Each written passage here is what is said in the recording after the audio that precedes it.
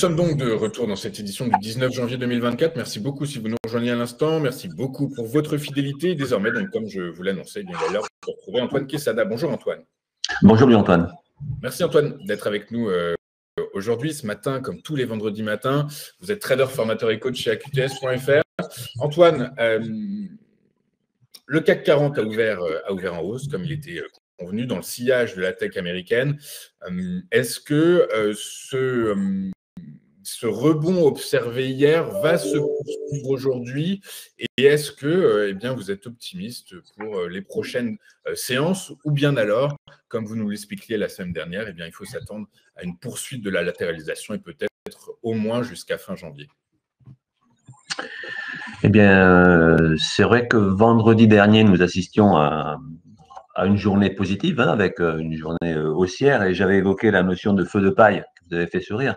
Un feu de paille qui, certes, s'est avéré juste si on voit les jours qui ont suivi, où effectivement la latéralisation qui était réelle a tout de même marqué un niveau, un point plus bas que le bas précédent. Et en fait, on est allé chercher un appui, si j'ose dire, sur les 38,2% de Fibonacci. On le voit même ici sur ce graphique en hebdomadaire. On voit bien la mèche, le bout de la mèche en bas sur la bougie de droite, donc la bougie de cette semaine-ci, qui est allée traverser pour ensuite rebondir sur la zone des 7316 points. Jusque-là, vous voyez que là, mon guide, et je le dis à chaque fois, puisqu'on est quand même sur des zones très hautes, avec peu de repères historiques, puisqu'on a fait des plus hauts historiques et qu'on est en latéralisation, effectivement, au sens propre du terme, puisqu'on part en latéral.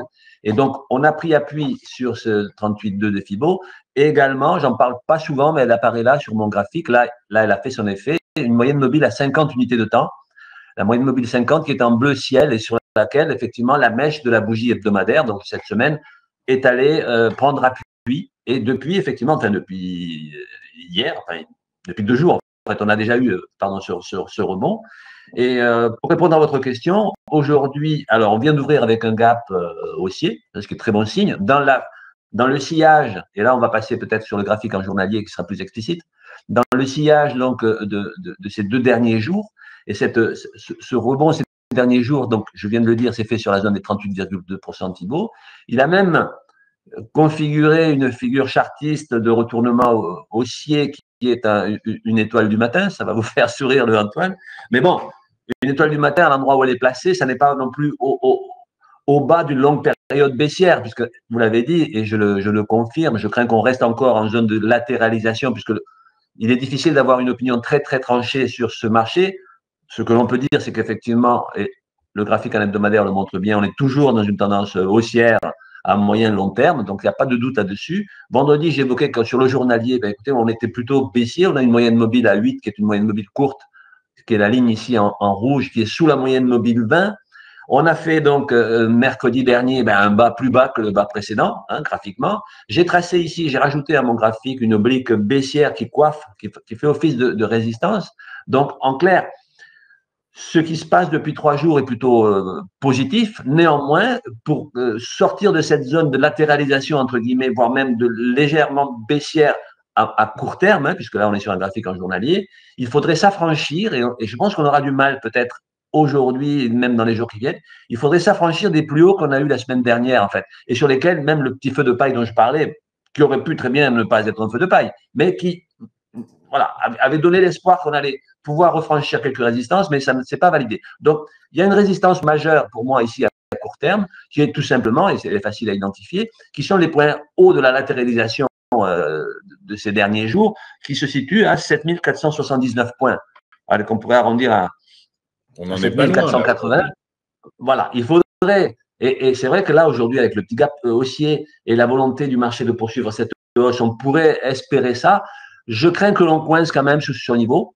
Cela dit, encore une fois, quand on latéralise, par définition, c'est qu'il y a pas mal d'hésitations, c'est qu'il y a beaucoup d'incertitudes. Et c'est pour ça que moi, dans ce genre de marché, bon, à part faire des opérations en intraday, puisque le marché se prête très bien à faire des opérations de très court terme, bien entendu, sur du court moyen terme, et pour le moment, il est trop tôt pour s'aventurer à prendre une initiative haussière ou baissière. Donc, en clair, pour moi, et ça va être le juge de paix pour aujourd'hui, je pense, c'est les 7479 points qu'il faudrait franchir en clôture pour espérer ensuite aller vers les 7500, puisqu'on a plein d'obstacles en fait sur ce petit rebond potentiel.